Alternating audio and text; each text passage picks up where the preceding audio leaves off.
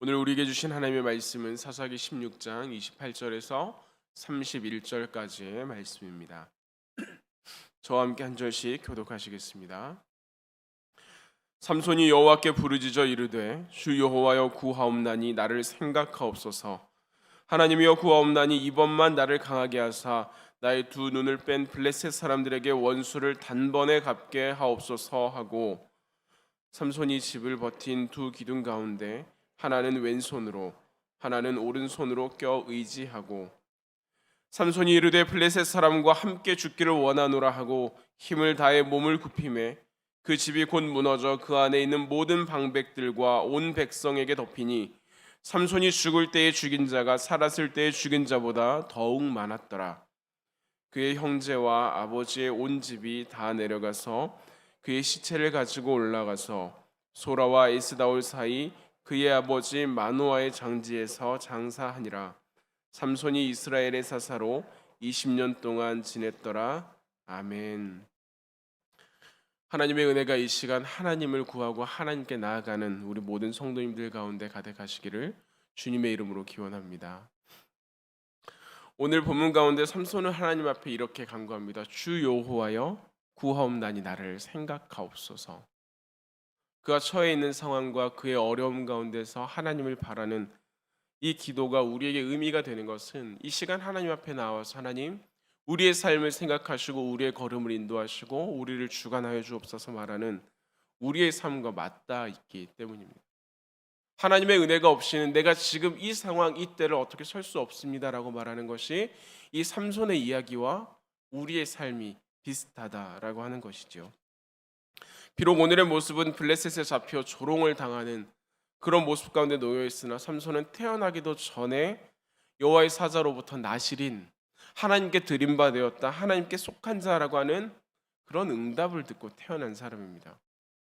그래서 본래는 임신하지 못했던 그의 어머니에게 하나님의 은혜가 임해 가정의 소망이 된 이 삼손은 본래 죄 가운데 놓여 아무것도 할 수 없었던 이스라엘 가운데 하나님께서 은혜로 주셔서 이스라엘의 소망이 되었습니다. 이런 삼손에 대한 성경의 첫 번째 표현, 그가 어떠했는지에 대해서 설명하는 것은 13장에 기록하고 있는데요. 제가 읽어드리도록 하겠습니다. 13장 24절에서 25절 말씀입니다.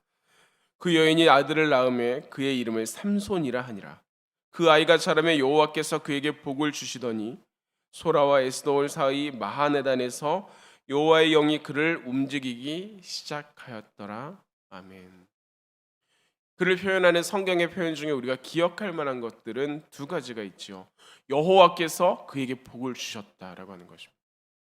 그리고 여호와의 영이 그를 이끌어 가신다라고 하는 것입니다. 이것으로 분명한 것은 복을 주시는 분이 하나님이시다라고 하는 것, 그리고 그의 삶을 이끌어 가시는 분도 하나님이시다라고 하는 것입니다. 얼마나 이 복된 표현과 이야기입니까? 그런데 우리가 잘 아는 바와 같이 그의 삶은 그렇게 녹록하지도 또한 평탄하지도 않았습니다.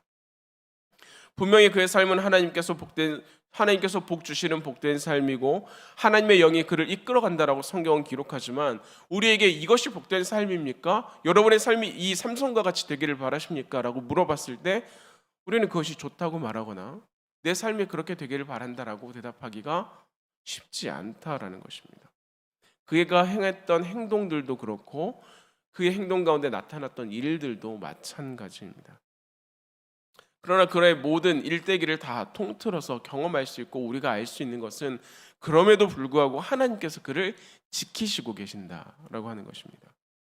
삼손을 표현하는 대표적인 표현 중에 하나가 우리가 방금에도 읽었던 것처럼 4번이나 나타났던 하나님의 영이 그에게 임했다라고 하는 것입니다.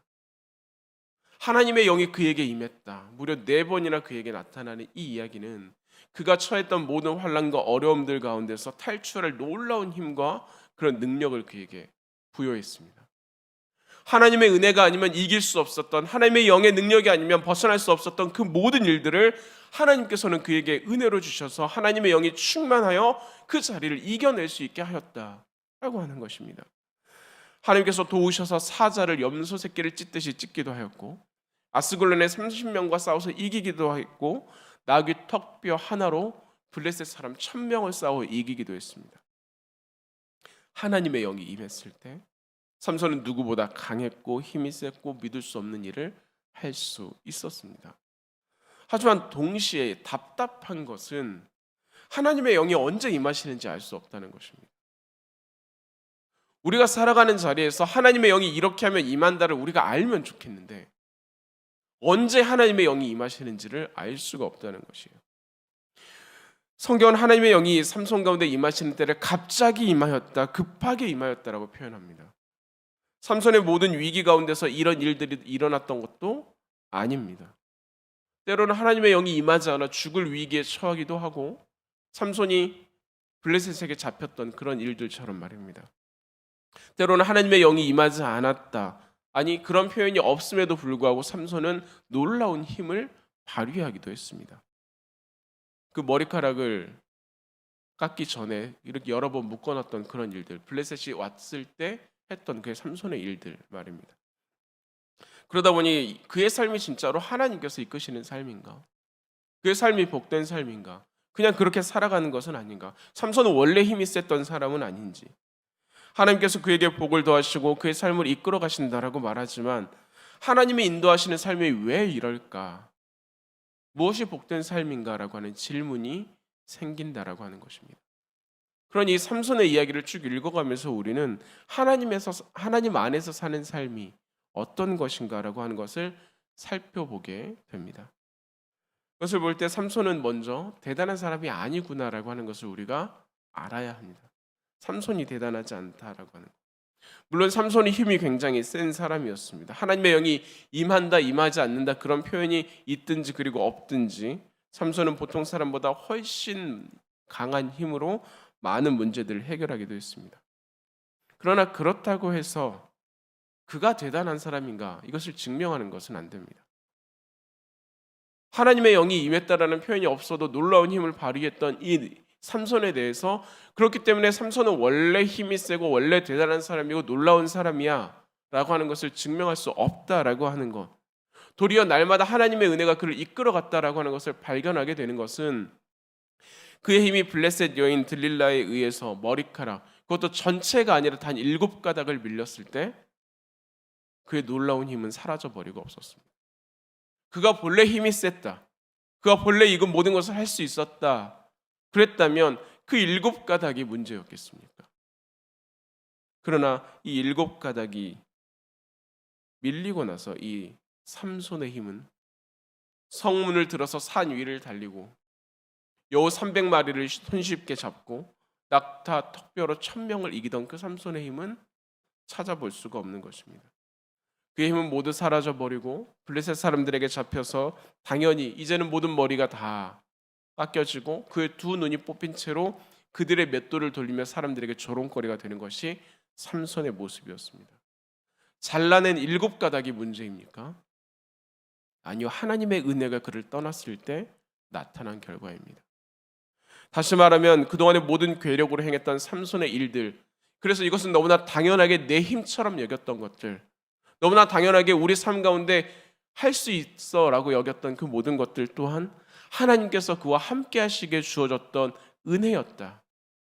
하나님께서 함께 하시기 때문에 이겨낼 수 있었던 하나님의 능력의 힘입음이었다라고 하는 것을 우리는 발견하게 된다는 것입니다.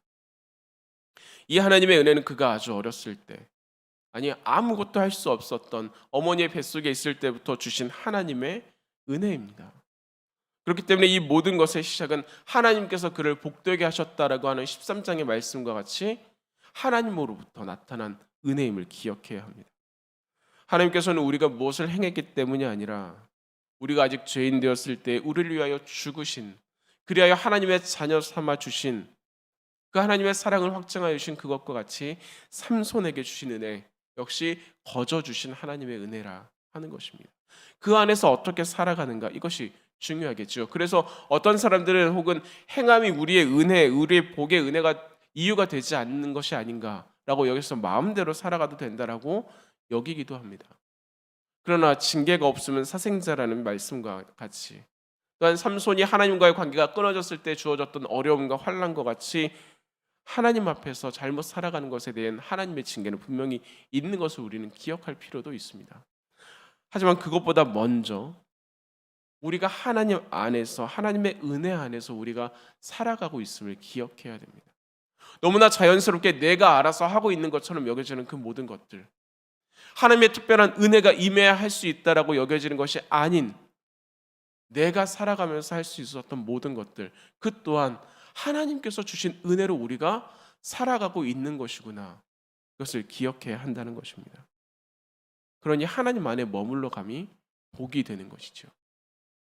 일곱 가닥의 머리카락이 사라져 하나님과의 관계가 끊어진다면 우리의 삶 가운데서는 어떠한 모습이 나타날지를 생각해 볼 필요가 있는 것입니다. 그러니 이 머리카락은 삼손에게 중요한 징표가 되었습니다. 사사 삼손은 나실인으로 태어나서 머리카락을 자르면 안 된다라고 하는 것을 우리가 잘 알고 있죠. 아주 어렸을 때부터 성인이 될 때까지 우리가 살아가는 삶의 모습을 한번 떠올려 보시면 잘 아시겠지만 보통 남자들은 3주에서 한 달에 한 번 정도 머리를 자르게 됩니다. 여성분들은 그보다 더 오랜 시간을 가지만 결국에는 정기적으로 머리를 잘라주게 되죠. 어린 아이들 같은 경우에 머리를 기르긴 하지만 그것도 어느 정도를 넘어가면 자르기 마련입니다. 하지만 태어나서부터 성인이 될 때까지, 그리고 평생 동안 머리를 자르면 안 된다라고 하는 것은 얼마나 불편하고 거추장스러운 일인지 우리는 상상해 볼 수 있습니다. 더구나 그 상태에서 1000명의 사람들과 싸워야 된다. 그 머리를 어떻게 하지 못하는 상태에서 그에게 주어졌던 많은 일들을 감당하고 전쟁을 해야 된다. 이것은 얼마나 불편한 일인지요. 하지만 그것이 그가 하나님 안에 있음에 대한 증표가 되어서 그 불편함과 그 어려움이 그에게 하나님 안에 머물러가는 증표가 되어서 어떤 환난이나 두려움, 수고와 위기 가운데서 하나님의 은혜를 누려갈 수 있도록 하나님께서 그를 건지시는, 하나님께서 그를 복되게 하시는 하나의 표징이 되었다라고 하는 것입니다. 이것은 지금 우리 그리스도인들에게도 마찬가지죠. 나는 예수님을 믿는 사람입니다. 나는 교회에 다닙니다. 나는 크리스찬입니다. 라고 말하는 그 모든 이야기들 가운데서 우리는 세상의 가치와 부딪힐 때가 많이 있다는 것입니다. 그냥 세상 가운데서 마음대로 살아도 될 것 같지만 내가 하나님을 믿고 예수 그리스도를 주로 섬긴다라는 그 이유 때문에 달라져야 하는 불편함과 어려움이 우리 가운데 있는 것입니다. 뭐 술, 담배를 하지 말라 이런 것들뿐만 아니라 주일을 구별하여 하나님께 예배를 드리는 것, 11조를 하나님께 드리는 것, 거짓과 속임이 난무하는 곳에서 정직을 지켜나가는 것, 너무 길어져 버린 머리카락처럼 우리에게는 한편으로 이 정도까지 해야 되나 라고 하는 불편함이 여겨질 때가 있습니다. 그러나 하나님의 영이 임하는 특별한 시간이 아니어도 하나님께서는 날마다 삼손을 이끌어 가셨던 것처럼 우리가 그리스도인 됨, 하나님 안에 머물러 감, 하나님과의 관계가 여전함, 그것으로 인하여 하나님께서는 우리의 삶을 꾸준하게 이끌어 가시고 날마다 복되게 하시는 그 과정 가운데 있다라고 하는 것입니다.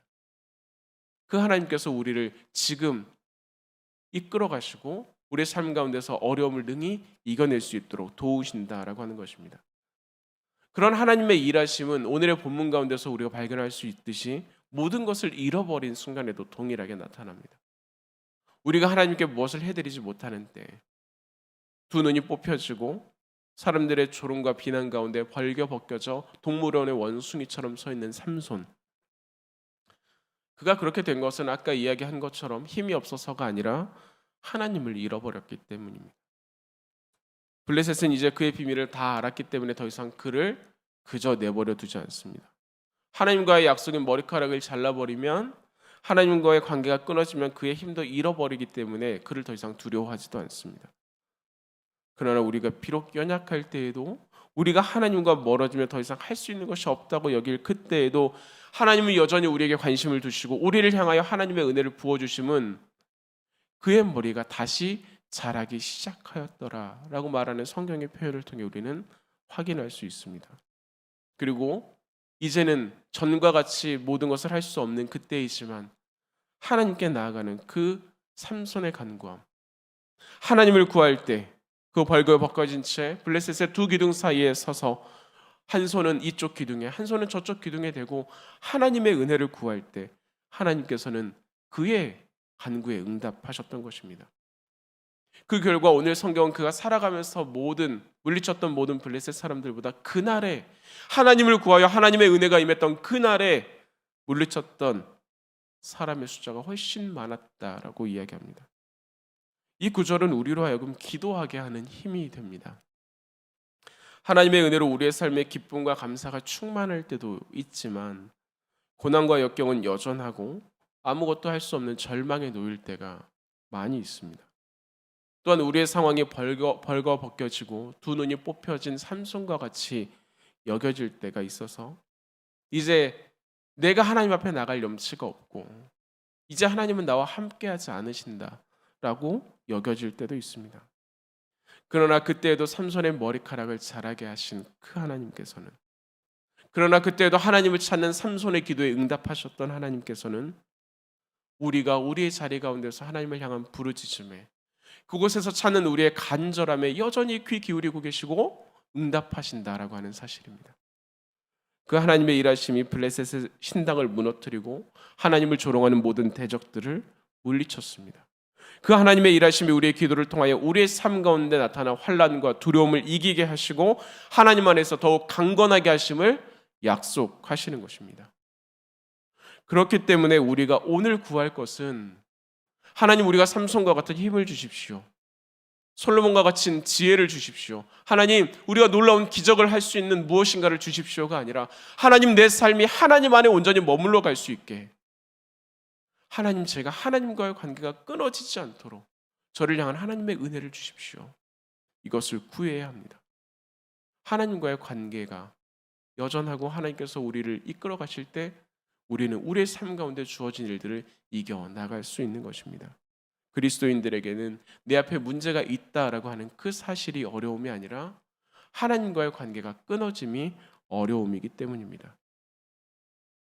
그러니 하나님 안에서 우리의 삶이 온전하기를, 하나님께서 우리를 긍휼히 여겨주시기를, 내가 하나님 안에 살아가기를, 오늘이 그 하나님과의 만남의 시간, 오늘이 하나님과의 은혜의 시간이 될 수 있도록 그것을 구하는 오늘이 되기를 원합니다. 주 여호와여